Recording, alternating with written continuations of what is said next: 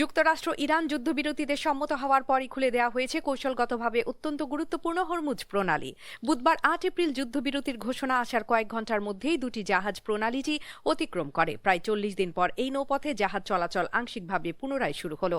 গত ২৮ ফেব্রুয়ারি যুক্তরাষ্ট্র ও ইসরায়েল ইরানের উপর যৌথ হামলা চালানোর পরদিনই হরমুজ প্রণালী বন্ধ করে দেয় তেহরান। যুদ্ধের আগে এটি আন্তর্জাতিক জলসীমা হিসেবে বিবেচিত হতো, যেখানে কোনো দেশই জাহাজ চলাচলের জন্য টোল নিত না। কিন্তু প্রণালী বন্ধের পর ইরান ঘোষণা করে এখন থেকে হরমুজ দিয়ে যেতে হলে টোল দিতে হবে। নতুন নিয়ম অনুযায়ী প্রতিটি জাহাজ থেকে ইরান সর্বোচ্চ $২০ লাখ পর্যন্ত ফি দাবি করছে। যুদ্ধবিরতির পর প্রণালী খুলে দেয়া হলেও টোল আরোপের সিদ্ধান্ত বহাল রয়েছে। ফলে আন্তর্জাতিক বাণিজ্য ও জ্বালানি পরিবহনে এই নতুন ব্যয় কাঠামো কী প্রভাব ফেলবে তা নিয়ে শিপিং কোম্পানিগুলোর মধ্যে অনিশ্চয়তা দেখা দিয়েছে। হরমুজ প্রণালী বিশ্বের অন্যতম গুরুত্বপূর্ণ জ্বালানি রুট। যুদ্ধের আগে প্রতিদিন বিশ্বের মোট তেল পরিবহনের প্রায় ১/৩ এই পথে দিয়ে যেত। প্রণালী বন্ধ হওয়ার পর সেই চলাচল প্রায় সম্পূর্ণ থেমে যায়। এখন যুদ্ধবিরতির ফলে পথ খুললেও পরিস্থিতি পুরোপুরি স্বাভাবিক হতে সময় লাগবে বলে মনে করছেন বিশ্লেষকেরা।